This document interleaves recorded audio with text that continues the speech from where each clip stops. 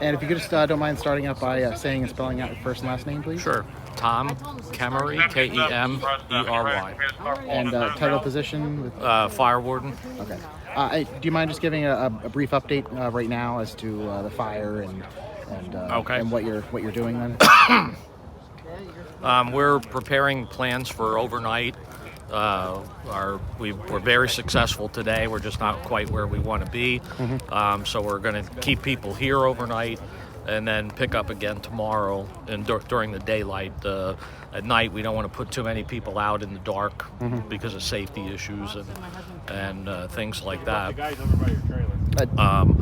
But we're planning on being back, excuse me, about 7 o'clock tomorrow. Okay. Do you mind giving a brief timeline of the events that have happened? Oh, sure.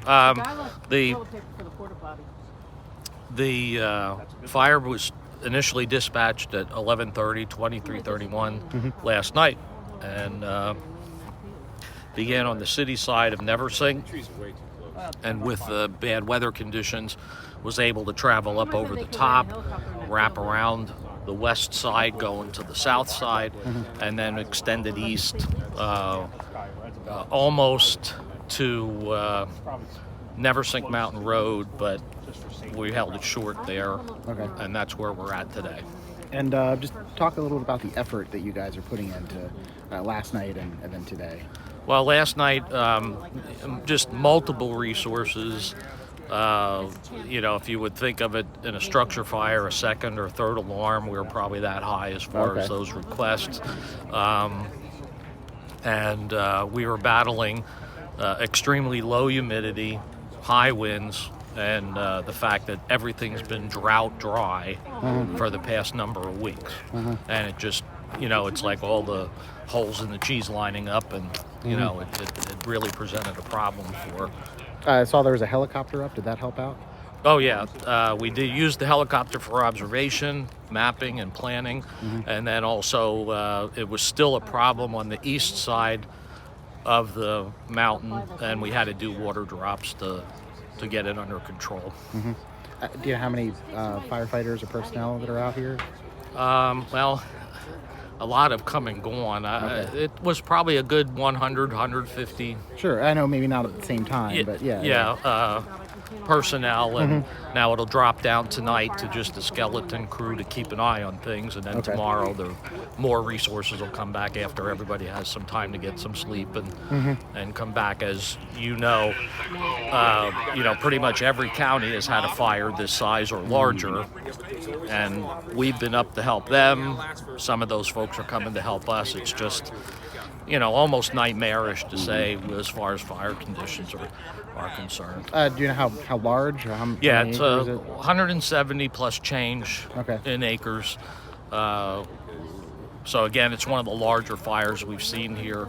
It's one of the largest in town, but looking at the county, it's one of the largest in the county, but not quite the largest. And I think from what I understand from radio traffic, or houses or cars or other things, was that a concern last night? Absolutely. We lost a car, a truck, and a trailer. Okay.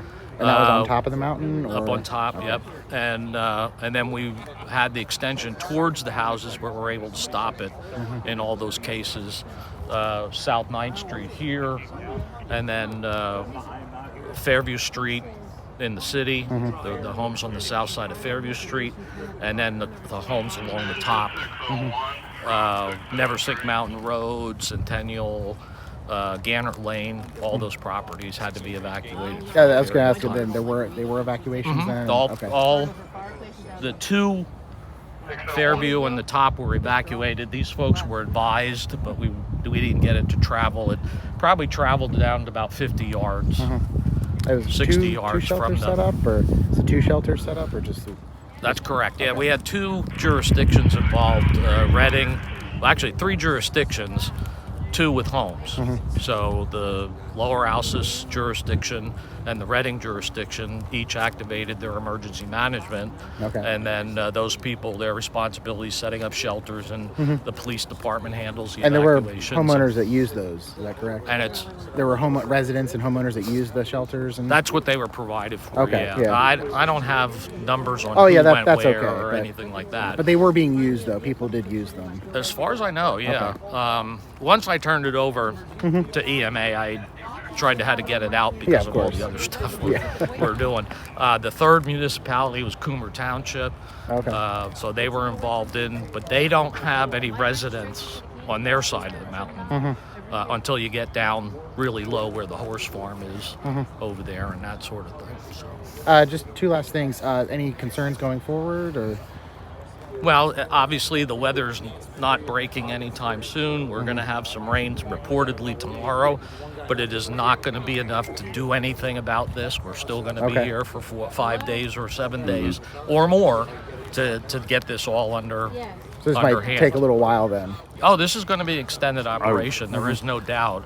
The one in Northampton's been 2 or 3 weeks. I don't know that this is going to go 3 weeks, but it's going to be a week or two for sure. I was going to ask him as far as contained, how? I don't have a percentage of containment. They're doing that walk around right now. Okay. So that information will come later for us to say, Sounds like it's better than it was. Yeah. Oh, it's absolutely Yeah. better than what it was, no Okay. doubt.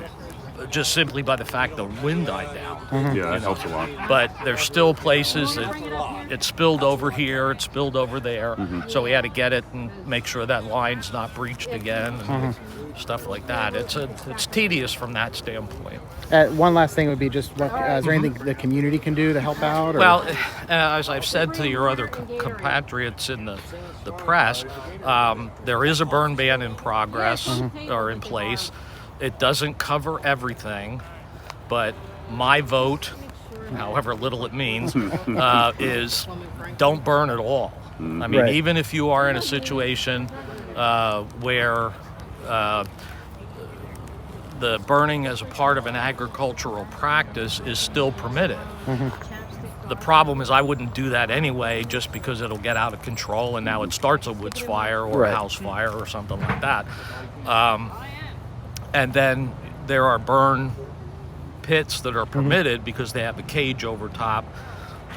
My vote is just don't burn till this thing gets, till we get substantial rain.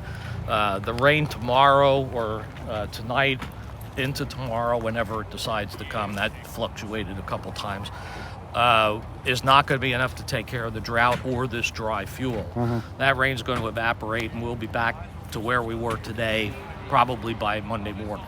I'm not sure if this would be for you or for someone else, but donation-wise and things like that, what the community can do.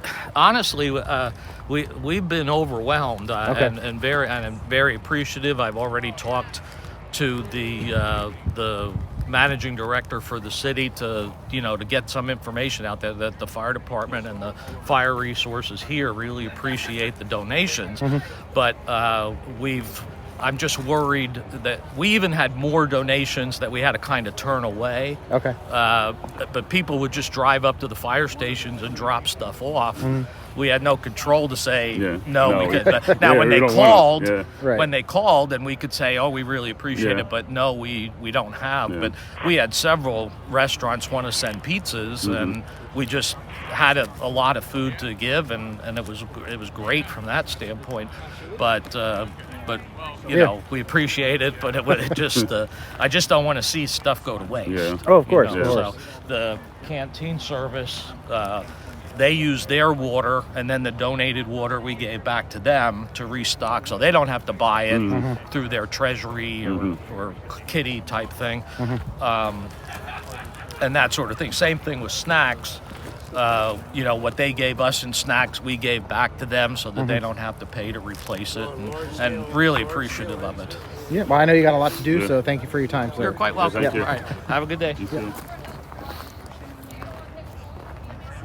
Good interview.